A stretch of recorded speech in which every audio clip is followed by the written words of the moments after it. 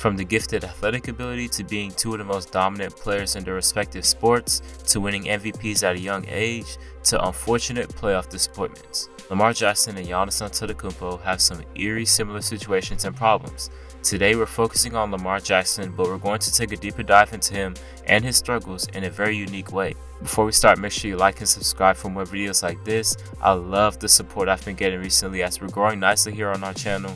Share this content for more bangers like this, but without further ado, let's get into Lamar Jackson. I want to say that he is definitely a great player and he's one of the best in the league. I understand that he's only 23 years old, which means he can only get better. I'm just going to analyze what I've seen so far in his career. With that being said, Lamar Jackson is a two-time MVP on a Baltimore Ravens team that is, in my opinion, loaded at almost everywhere you look and are still Super Bowl contenders. Over the past 2.5 seasons, the Ravens have dominated the league in the regular season once Lamar took over for a declining Joe Flacco. Let's give Jim Harbaugh, Ozzie Newsome, and the general manager Eric Acosta credit for doing a great job of adapting the roster to fit Lamar Jackson's play style almost perfectly, changing the whole offense around to a heavy ground attack with 3 running backs, bringing in Mark Ingram, drafting J.K. Dobbins, and tight end Mark Andrews, along with putting together a really good offensive line. Similarly, the Bucs did a great job of surrounding Giannis with most of the right pieces, bringing in shooters like Brook Lopez, Kyle Korver, George Hill, Wesley Matthews, etc.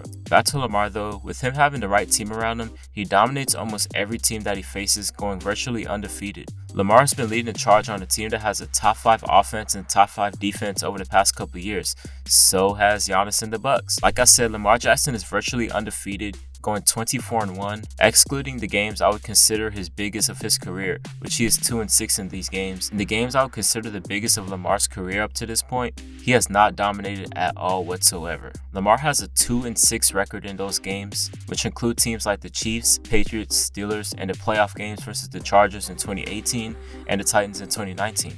This includes an 0-3 record versus Kansas City, and in those games versus his counterpart Patrick Mahomes, he's only completed 53% of his passes and averaged a mere 170 yards in those 3 games, and only having 4 total touchdowns. Huge drop off compared to his regular stats. And it gets worse. Against the Steelers in the past 2 seasons, Lamar's 1-1 versus one of the best defensive teams in the league, while turning the ball over a total of 8 times, 5 interceptions and 3 fumbles.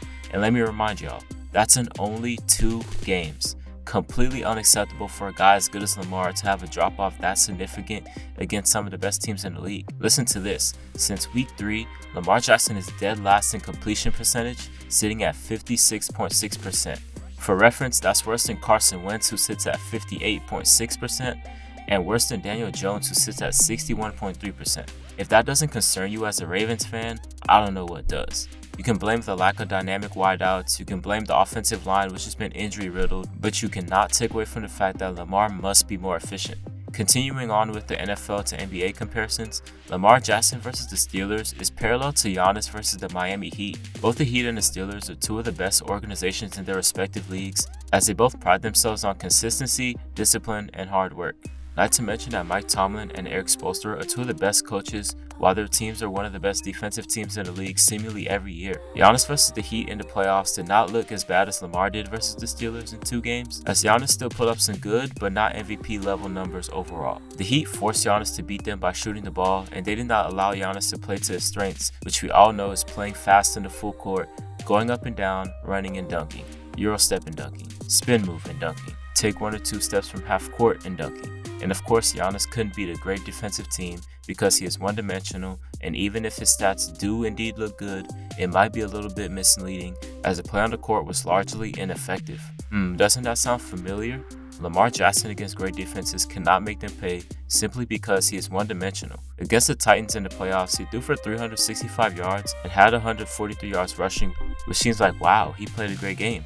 But in actuality, the Ravens only managed to put up 12 points as Lamar was neutralized. You can't count on Lamar throwing the ball down the field from the pocket, especially if the run game is not going. Similar to Giannis, where you can't count on him beating a good to great defense by shooting the ball when defenses are forcing him to shoot from the outside. For Lamar to be successful in big games versus great defenses, and especially in the playoffs, he will need to obviously develop a passing game from the pocket because defenses will not allow Lamar to beat them with his legs. This also leads to another problem. Lamar can play exceptionally when his team has a lead because of the sense of urgency to throw the ball isn't there, so the Ravens have nothing to worry about.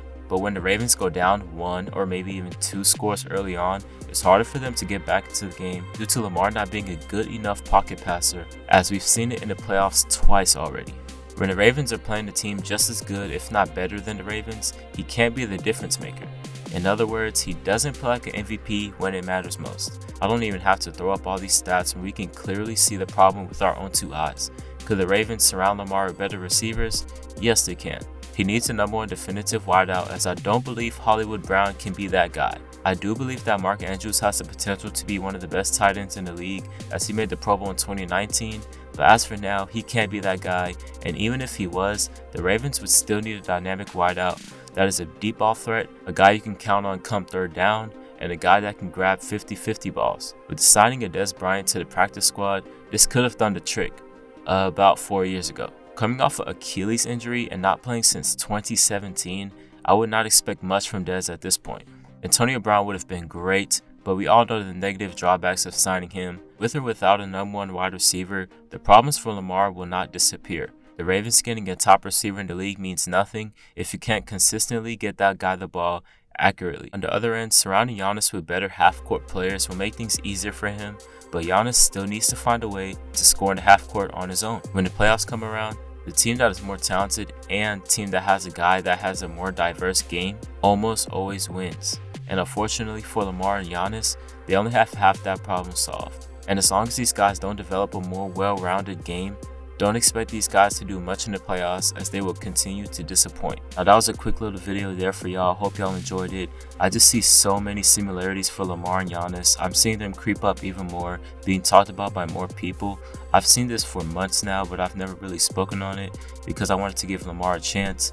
But seeing how he's been playing against the really good teams in the league, I have to come out with this video.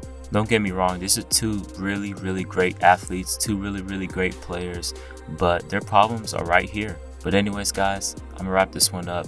Make sure you like, comment, share, subscribe, and this is Jimmy from Just the Facts, and I'm signing out.